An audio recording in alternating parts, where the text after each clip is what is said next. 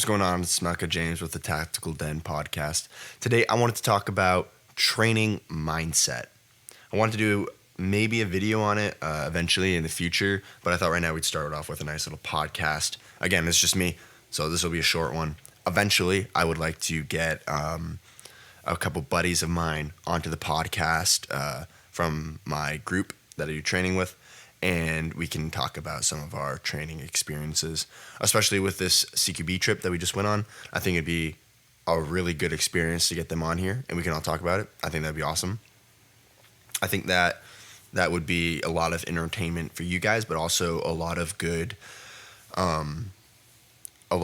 tips and a lot of good advice from everything that we did and stuff that we learned on our trip. So I think that's going to be a great podcast, so stay tuned for that. I'm super excited. I'm trying to get people available, see when everyone's schedules line up so I can do that. I think that's going to be really fun. I think that's going to be probably one of the better podcasts that we do. But today's main focus is training mindset and the mindset that you need to have going into training and the mindset that you should have towards training. And the reason why I want to do this was because with our trip, I kind of wanted to do a kind of a prequel, I guess you could say, to that podcast, kind of what my mindset was going into it and setting up that whole thing. So typically whenever we do anything like that, I plan it. I'm the one that runs it. And then we go and we do it, and then we have fun, we hang out, and we vibe with it. But we all have a good mindset going into it, and I kind of want to talk about what that looks like for me personally. And when they're on, they can speak on their behalfs on it. But diving right into it, we'll start off with the trip, and I think that'll kind of guide where this podcast is going to go. So diving into the trip,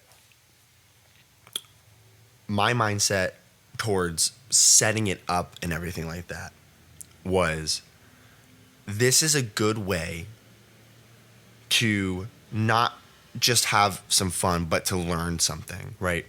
And one of the big things that you are learning when it comes to CQB and stuff like that, when you're playing on like a public field or something, is human interaction and how humans, not just interaction, but human reaction, and how individuals react in certain situations.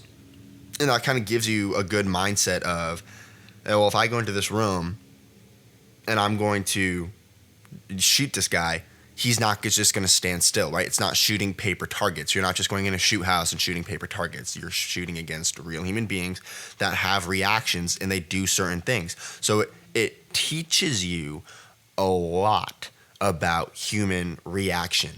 So going into it with the mindset of, okay, I'm going to pick something up, I want to learn something every single time I do something, is really important. And why do I say mindset going into it? Well, a lot of people look at it and they just say, oh, well, it's just airsoft, or, oh, it's just X, Y, and Z, right? Like, you're not going to learn anything from it. Well, no, not if your mindset is, I can't learn anything because it's not real, right? So look at it like, I can learn something from this if I apply certain tactics and I apply certain mindsets to what I am doing, such as the mindset of, if I go into this, I will take something out of it because I can always learn from everything that I do. So that was kind of my, I guess, thoughts about going on the trip is, no matter what happens, no matter what really goes on, I'm going to pick something up and I'm going to learn something from it. And I go on that trip a lot. I do it a lot. This is the kind of the first time we've done it all as a full team, which was nice. And again, I'll let them speak on their behalfs of it. But yeah, I really went into it with, we're going to learn, and we're going to talk about it afterwards. So the whole thing was a learning experience. And if you go into it with that mindset of, I'm going into this to learn something, no matter how it goes, then you usually will come out with something. And that kind of goes for that. I really don't want to talk too much into it because I really do want to have that podcast with the boys where we all talk about it together. But put it this way with your day-to-day training, right? So day-to-day training, right? It doesn't have to be this big ordeal of, well, I need to be doing a shoot house every day. I need to be going to the range every day. It could just be something super simple. I went to the range the other day and I made a video while I was there. It's on the micro quad comp. You guys should totally check that video out. I was really impressed with it. But going into the range, I had a training mindset. A training mindset of I'm going to the range and I'm going to come out with something, right? On my Glock, I have suppressor height sights. I'm going to get a red dot for it because I don't like shooting suppressor height sights on my Glock because my holds are just in a stressful situation on an everyday carry. You don't want to have to think about, well, if I hold here, then it's going to shoot here. And with my suppressor height sights, I have to do that. So I'm not about that life.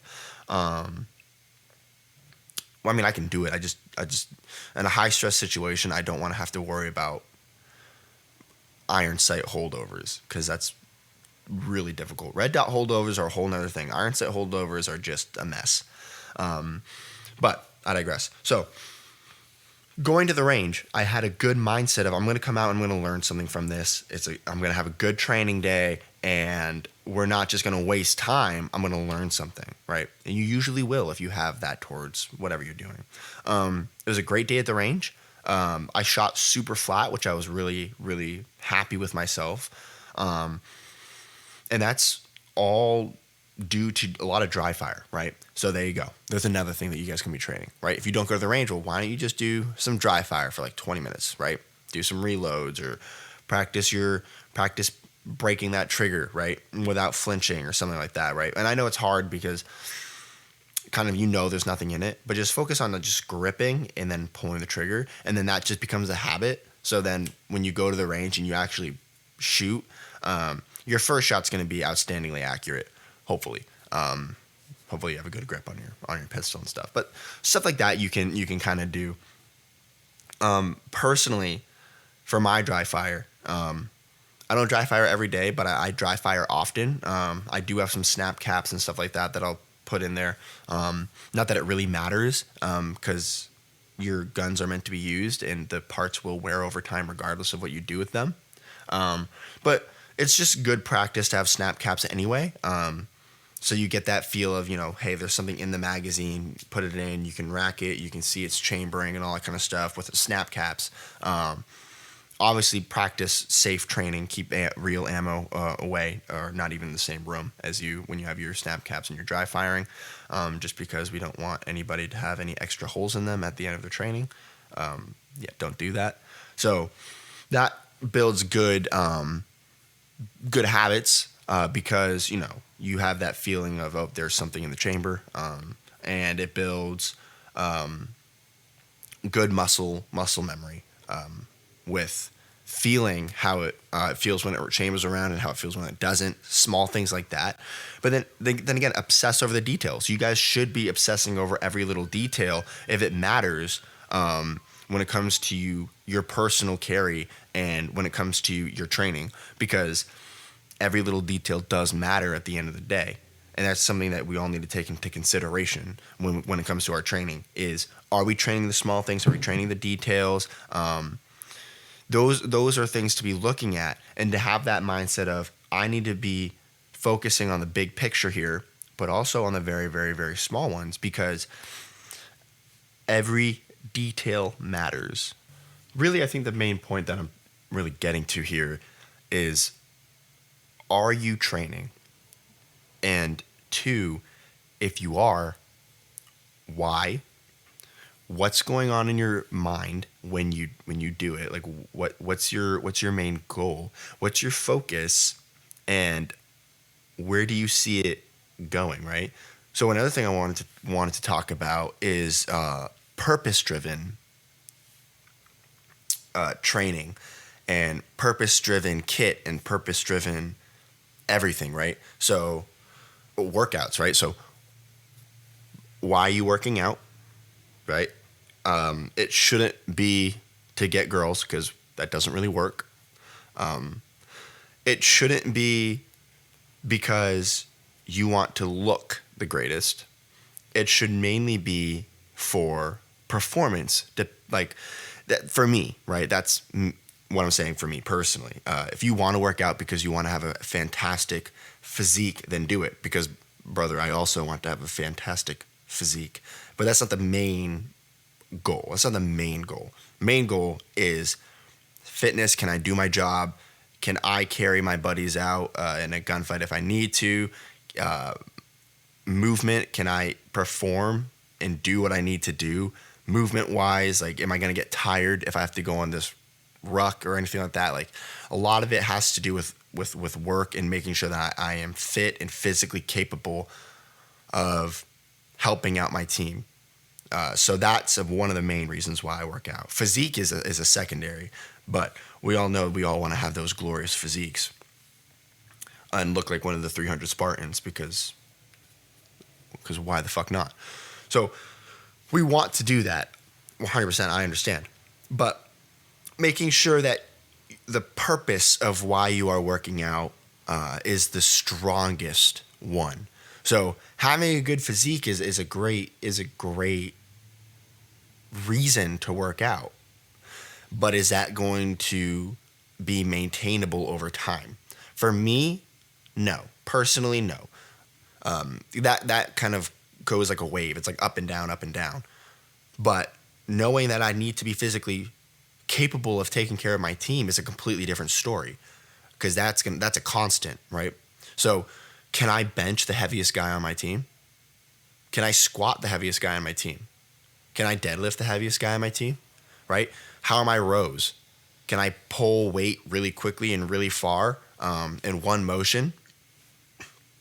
What about like buddy drags and stuff like that, right? Getting some weight on a sled and pulling it, right? Those workouts and stuff like that are the workouts that you should be focusing on, because those are what's going to be more useful. So those big movement exercises when it comes to heavy weight, so you can be able to help your teammates, right? So I say this a lot. It's if you are the lightest guy on the team and you can bench only your weight, what are you doing? Right? And also on top of that too, if you don't work out and you have a bunch of buddies and stuff like that and you guys do whatever, or you guys, even if you guys play airsoft together or something like that and you have a team that you run with and you're the lightest guy, you're super skinny and you don't work out, right? How easy is that for someone else to help you, move you, or do anything like that, right? Wicked easy, because you're super duper light. What about you? If that guy were to get hurt, can you help him?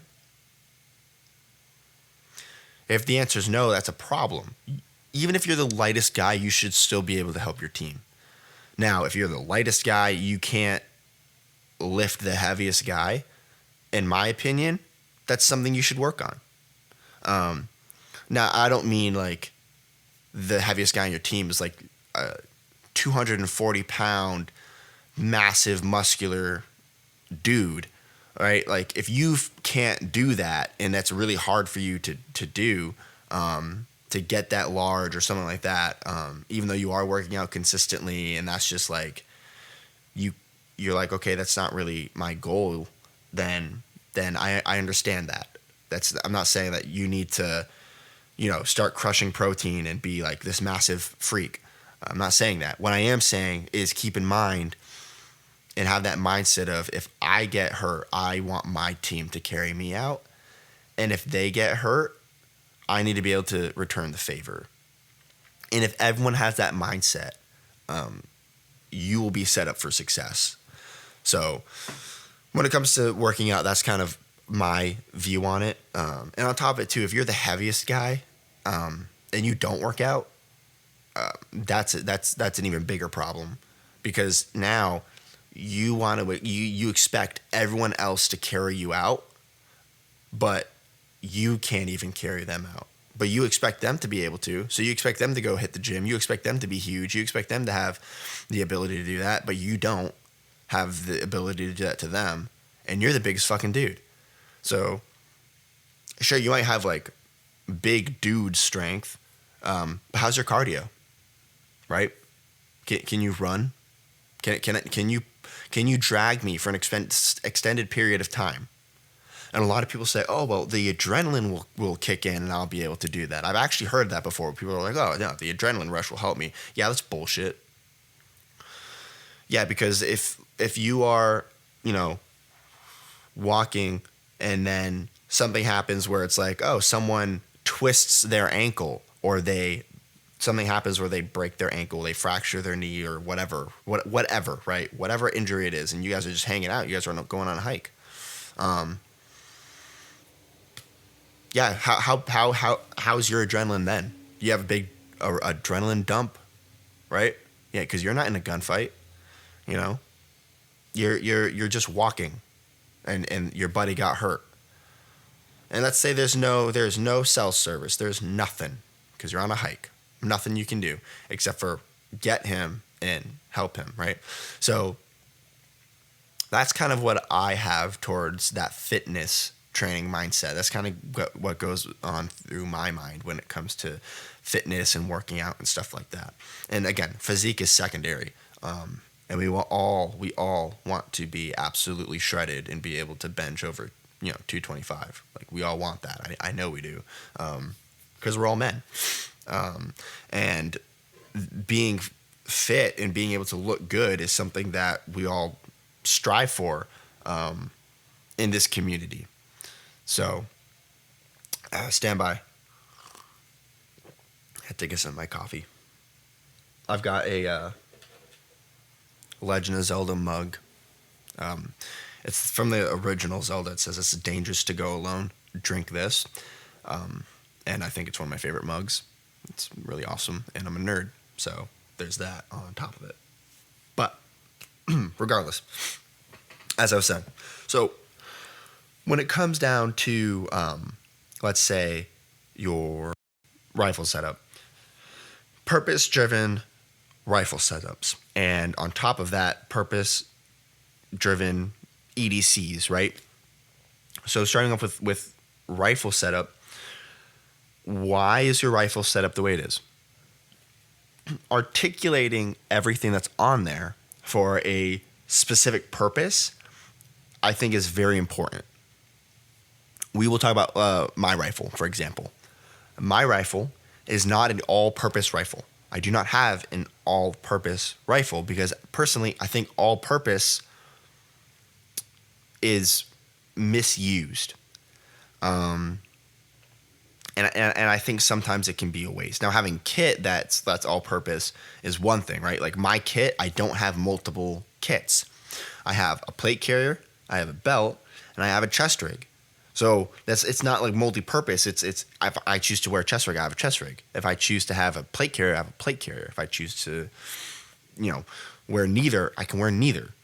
But having my plate carrier, I can throw my plate carrier on no matter what I'm doing. It has my plate carrier with all my stuff in it. It has my plates, all my stuff in it, and it's set up to me specifically. So you could say it's all-purpose, but it's still a purpose-driven all-purpose, if that makes sense.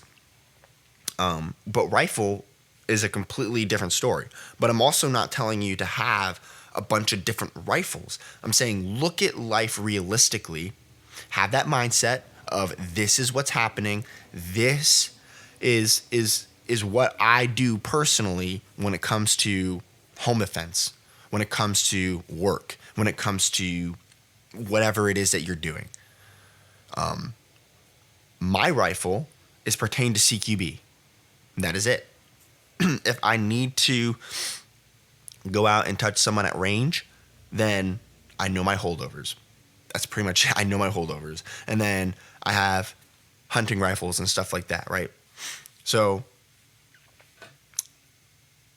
why have these multiple different rifles when you really need to look at life realistically in why you would need that? right? So, and again, I'm not saying you can't have other rifles and stuff. Like, a lot of people just do it for fun. Like, I would do it for fun too. But I'm also broke. So, my rifle is set up very, very, very purpose driven and purpose driven only. It's set up for CQB. So, me utilizing my rifle would be in a home defense situation and really not much else. Because you could be like planning for the, end of the world or whatever, and then have multiple different rifles, and that's great. 100% go for it. If that's what you want to do, send it, brother, and I will support you 100%. Pardon. But what I am saying is think about it in why you're doing what you're doing. Be able to articulate it. So again, as for me, my rifle is a very CQB orientated rifle because that's what I will most likely be using it for. And having an all-purpose rifle, I wouldn't be able to use that one as easily as I would be able to use my CQB rifle. Because if it's set up a certain way where it can do everything, then it can't do one thing really, really, really well. So I want it to do CQB really well. So I've got my Hydra mount. I've got my O-Light. I've got my BCM grip. I've got everything that I choose to put on it that I feel comfortable doing CQB with. So if it was an all-purpose rifle, I probably wouldn't have a front grip on it. I probably wouldn't have that big of a white light on it. I probably wouldn't run a Hydra mount. I probably wouldn't run a red dot. I'd probably run an LPVO. I'd probably not run, as I said, a foregrip. I'd probably just run that stock up there. And I would probably have a thicker stock. I have a really slim B5 Bravo stock, and I have a B5 Systems grip. I probably wouldn't run that stuff on an all-purpose rifle. And that's the thing, right? Like, my rifle is very purpose-driven for one singular purpose only, and that's CQB. Can I use it for other stuff? Yes, I 100% can, because I train for that other stuff. Because I have that training mindset of everything that I do, I need to make sure that I'm doing it well, right? Don't do something until you get it right. Do something until you can't get it wrong. But also, I need to account for every scenario that could happen. But again, my rifle is set up for one singular purpose, and that is mostly CQB. Now, coming down to your EDCs, right? What's your EDC look like? A lot of people will run a very small pistol for the EDC, like a subcompact, and that fits their body type. They enjoy it more. It's better for shooting, whatever. And that works for you. Go for it. But again, purpose-driven. So think about why you're doing it. Articulate why you're doing it. For me personally, I run a Glock 19. I run a Glock 19 with a compensator on it. I run a Glock 19 with a TLR-1 on it. I run a compensator, which I'm about to have a red dot on it. I have a flared magwell on my Glock 19 for my EDC. That is a chonky boy. That is a chonky boy gun, right? But again, I don't, EDC to what I'm dressing, to what I'm wearing. I dress to my EDC. So concealing a Glock 19 is not a problem for me. I can conceal it very well. And a lot of times I wear hoodies. I just like wearing hoodies. So I can conceal it even better that way. I conceal it, appendix. I can conceal it if I'm carrying it at 3 o'clock. I can conceal it wherever I'm carrying it because I dress to that. And I have that mindset of I need to be preparedness, and on top of that, having an advantage, having a tactical advantage in every gunfight or any scenario or anything like that, right? I don't feel like I have a tactical advantage when I'm using a subcompact gun that has less than a 10-round magazine. I don't feel like I have a tactical advantage in that scenario. I feel like I have a tactical advantage because I got a compensator, because I have a TLR-1, I actually have a good flashlight that I can illuminate and get that positive identification on my target or on my attacker or on that threat. I run a compensator because it's more forgiving. And if you look at a real life scenario, if you're reaching and you're running, racing for that gun, and you pull out, how good is your grip, right? You should be training it so your grip is spot on, but it's not always going to be that way. And having a compensator is more forgiving when it comes to racing for that pistol and getting a crappy grip on it. It's more forgiving. And that's a tactical advantage. So that's why I run a compensator on my EDC. And again, I went and I tested it, right? If it didn't work, I was going to ditch it. I wasn't going to carry it. But it worked. It worked perfectly. I was able to run through 50 rounds with it with no problems. You guys should go check out that video again, like I said. But that is a tactical advantage. And having a red dot is a tactical advantage. I don't have a red dot yet, but that's when I'm aiming to get one. So I can have that tactical advantage. I can get that sight picture faster. I can get that more consistency. I can get that accuracy.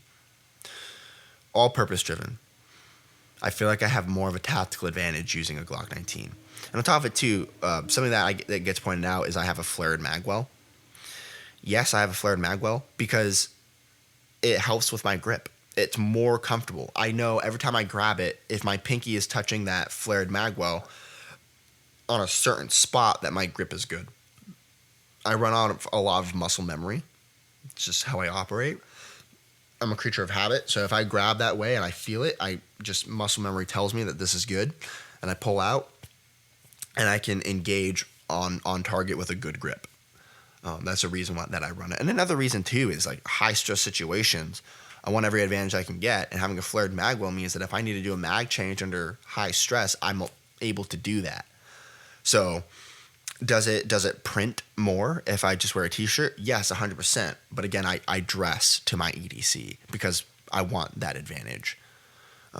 Eventually, I'd love to get a subcompact. So I have the option, but again, I want to have as much training on that subcompact as I do a Glock 19, and I want to be able to have the tactical advantage. If I don't feel safe carrying a subcompact, like I don't feel like I'm good to go, I won't carry it unless it's like I need to carry a subcompact because I can't conceal my Glock 19. And otherwise, which I haven't run into yet, but who knows? The future might be something else. But on top of it too, like thinking about it, being a dad and stuff like that too, it's hard for me to be concealing a Glock 19 sometimes because of the stuff that I'm carrying, because of the kids, and I'll say it too, and I'm sure a lot of you guys know, if you are a dad and you're concealing appendix carry and your daughter wants you to hold you, your son wants to hold you, and you're like, okay.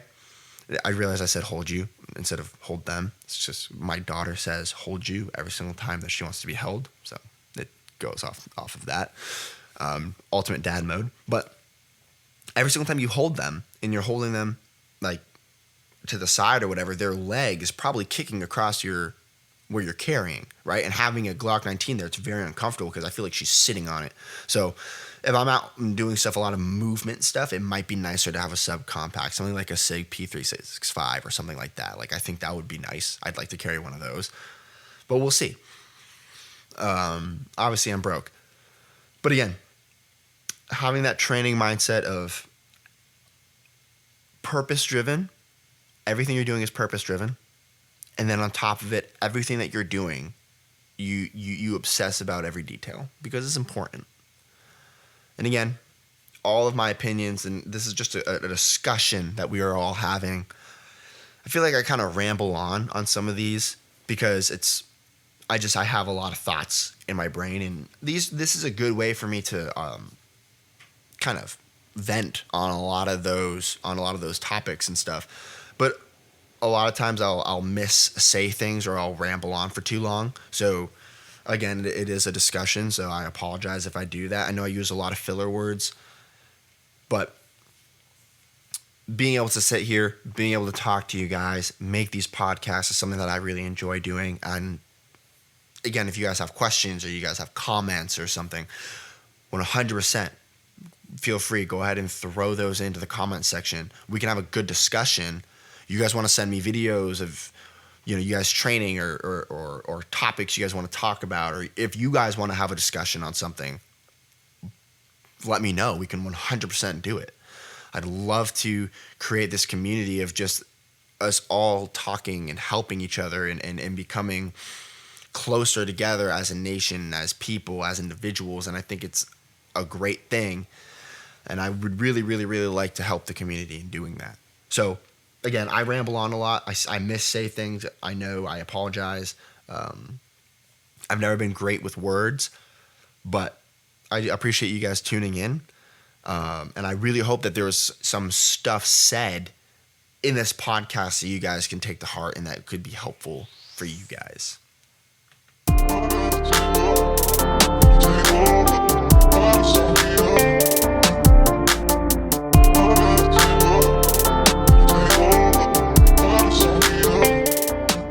So yeah, I hope you guys enjoyed this episode of the Tactical Den podcast 005. And I have a lot of stuff planned. I hope you guys enjoy it. I've got people that I want to have on. We can talk about our trip. We can talk about that whole CQB thing. I think that's going to be really awesome. There's a lot of stuff that happened and a lot of stuff I want to get into, a lot of stuff I want to talk about, training-wise, mindset-wise, and overall just everything. It was just a great trip. Everything went really well. There's a lot of stuff learned. There's so much stuff learned that I really want to talk to you guys about. It's really, really great. Just honestly, a knowledge dump that happened while we were there. That was amazing. We were able to pick up on certain things that you wouldn't be able to pick up on without doing that kind of stuff. I really encourage every single one of you guys, if you guys are really into CQB, to do something like that.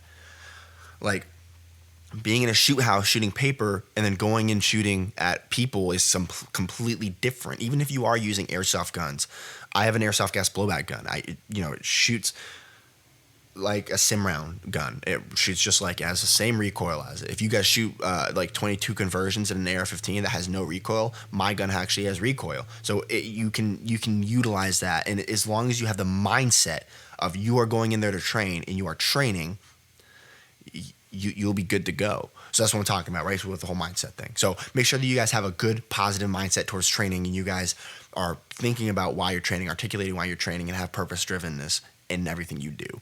That's kind of what the main point of this podcast was today. I hope you guys really enjoyed listening to it as much as I enjoyed making it for you guys. I love this. But yeah, so stay tuned for that. That'll be coming in the future. And again, if you guys have any comments, you guys have any questions, you guys want to start a conversation, please do. Love you guys, and I'll see you guys next time.